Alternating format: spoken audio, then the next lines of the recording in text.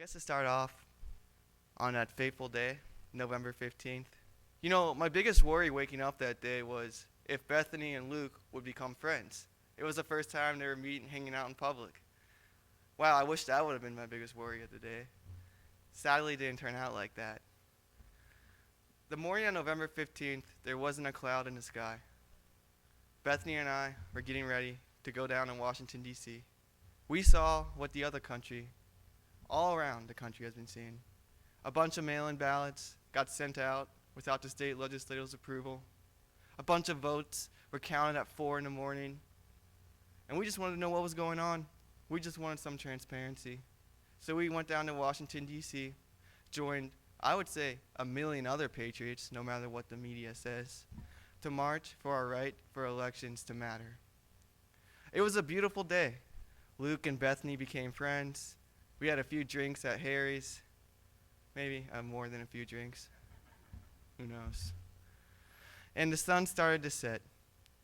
Bethany and I decided to become the responsible ones. We should go home before the sun goes down. So we decided to make our way out of Washington, D.C.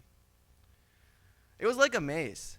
And at first, I said, this isn't the D.C. police's fault, but judging by their actions and judging what's come out with previous altercations, yeah, not only is it Mayor Bowser's fault, it's the D.C. police's fault too. It was like a maze. You couldn't even walk down sidewalks. We finally find a sidewalk where you can walk down. We decide, this looks good, and we look down the street and we see normal traffic to go call a cab, call Uber, go home.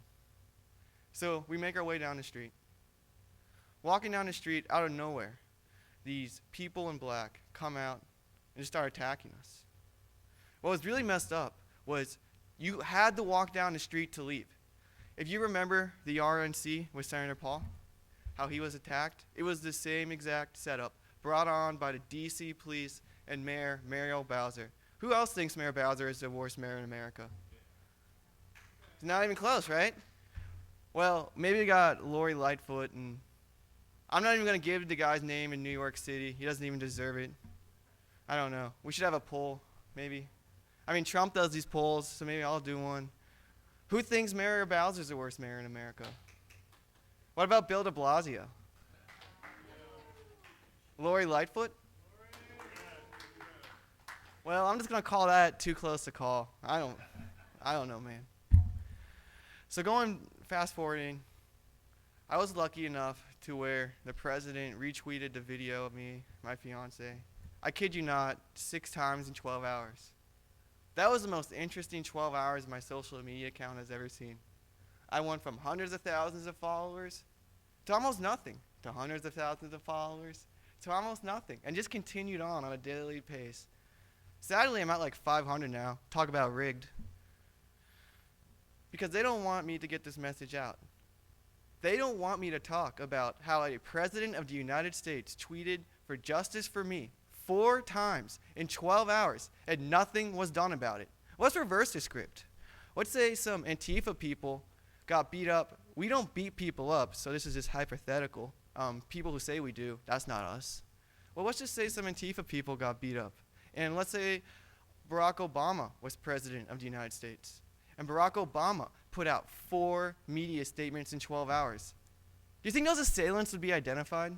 Let's take another poll since we're all really tired, It's basically been like an airport, and we're about to board the plane after like 3 hours of delays. Do you guys think Barack Obama, if he tweeted out 4 times in 12 hours to identify these assailants who attacked his supporters, do you think those people would have been identified, yes or no? Thank you. When I put my thumb up, people say, oh, that's just proof. It was fake, totally staged. I say, no, I put my thumb up because I don't want activists to watch that video and see, well, they got beat up, so now I'm going to get beat up. So I don't want to become active in the political state anymore. No, we cannot do that. That is what they want us to do. Antifa has kind of given me a wiggle room and an opening. Before it happened, Luke, Bethany, I, and a few other friends have always been talking about how are we going to change the culture? How are we going to change the culture? How are we going to get more young people involved? How are we going to get the average American who, I think Secretary Zinke said this earlier, who just likes to be a soccer mom, be a soccer dad, go to work 9 to 5, have some drinks on the weekend, and watch an NFL football game? How do we get those people to care? If we don't get those people to care, we're done. We can be the greatest activists we want to be. We can play as much insider political baseball as we want to play. It won't matter. If we don't get the 70% of majority Americans involved who do not agree with this stuff, we are going to lose. And not only going to lose, we are going to lose bigly, as some legendary man would probably say. Organizing starts with accountability. And I like to say accountability starts with fun. I know, two completely opposite words, accountability and fun. Especially from a younger person, when someone says accountability and someone says fun, I don't even know how that can be, those two words can come together. But we're going to make them come together. And it starts off tonight. All this great lighting, this great set behind me, is going to turn into one of the funnest rave halls that Richmond, Virginia has ever seen. I know, it's half empty now, but we have commitments from hundreds of other people who are coming down for the event, the party, just for tonight. And you know what? That is okay. That is how this process starts. The process starts with bringing people in who just want to have fun, who have conservative viewpoints. Once they come in, then they can start talking to people. It's going to be up to y'all in this room tonight to talk to the newer people tonight at the party, to say, hey, maybe next time you should come to the conference during the day so you can get involved in this issue, get involved in this issue. Or you're not going to get every single person, but that's okay. One person can make a difference. It's amazing what one person can do in the United States of America today. But our rights are teetering. We are at a point now where one person can't make a difference anymore if we don't mobilize now. 2022 is the most important midterm election in our history. In the history. H.R. 1 is on the block right now. If, God forbid, the Democrats hold the United States House of Representatives, which I don't think is likely, but if we don't do anything, the chances keep going up and up and up. And the Senate holds its current numbers along with the Democrats picking up 3 seats. And by the way, there are new Republican nominees. I love Sean Parnell. I love Ted Budd. I think they're great, strong candidates, but they're not incumbents. We are not going to have these incumbent advantages in some of these Senate races like we used to have. So if we lose seats in the Senate and do not take back the House, I'm sorry, but D.C. statehood is coming. After D.C. statehood, there will be H.R. 1, cutting the filibuster, packing the court. And once that happens, our country is gone. Y'all say, oh, I'll go protest. That will never happen. Shut up. No one's taking on the United States government. That's not going to happen. The time to take on the United States government is right now in the election booth, in the election process. And that cannot happen without mobilizing first. And we have to mobilize in a new way. We have to mobilize with new characters. These new characters have to combine with our old characters. We need to be playing insider political baseball with new people. I know we can accomplish this task. It sounds hard, it sounds crazy, but it's really not. I have people tell me every day, what happened to you is so very unfortunate, but I live in this great red state, and I don't have to worry about it. We have great 2A laws. We have great free speech. And I say, that's wonderful. I am so happy you live in this society. I'm so happy you live in a state that values freedom right now. But you need to look beyond that. The Democrats call it H.R. 1 for a very specific reason. It is their top legislative priority. They are going to keep proposing H.R. 1 every single year until they can pass it. If we do not understand those facts, if we do not get those facts out to our base, if we do not get those facts out to the average American who we all know, who leans conservative and doesn't really care to become politically involved and maybe votes every 4 years, we are going to lose. It's over. It's done. And they are then going to put all of us in this room out of business. Not just out of business, they're going to take all your wealth you've all worked so hard to save. because what's coming after H.R. 1 and court packing is a wealth tax. And you really think the Democrats are going to take wealth away from their friends? Do you think they're really going to take it away from Amazon and Google and Twitter and Facebook and all the companies that helped them rig the game to the system that we're in? No, they're going to take the money from you.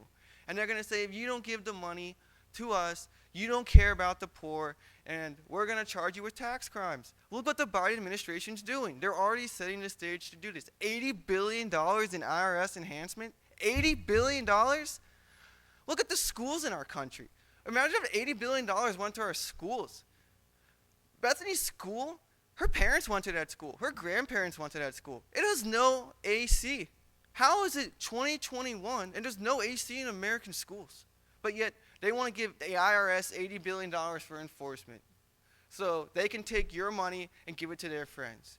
They want to rig the game so they win elections. They want to take your democracy away from you. They want to take your free speech away from you.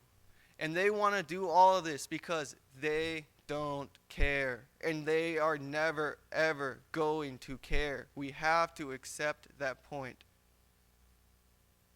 The only way to defeat these people is by mobilizing people who agree with us, who are not politically active.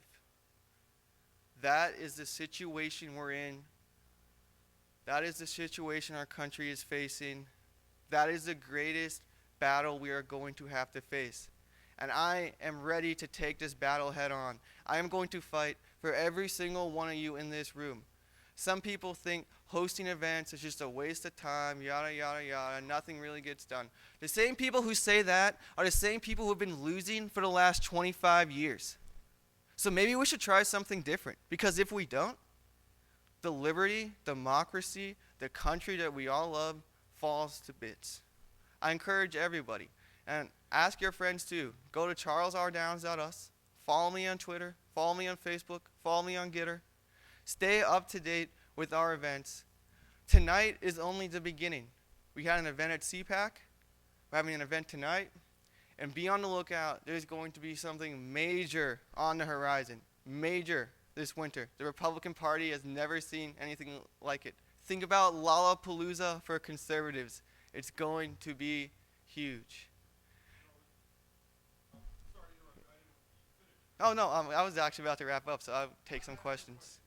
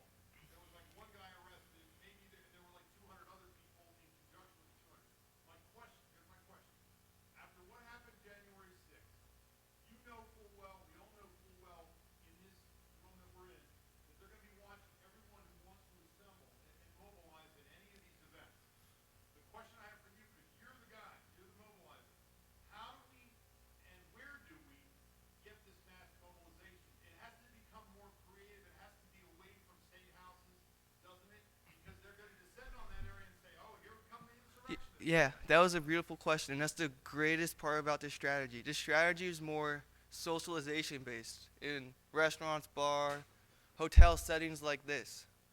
Maybe not around state capitals, right? So what are they going to say? They can't say anything. And that's what's really going to anger them. This is going to be a movement of love and fun. A movement of love and fun to save our freedom. What are they going to say? I mean, I'm sure they're going to come up with something. It's going to threaten their power. They always come up with something, but it's not going to stick. And I'm ready to face their slanders, and I'm going to fight them head on because they are not going to succeed.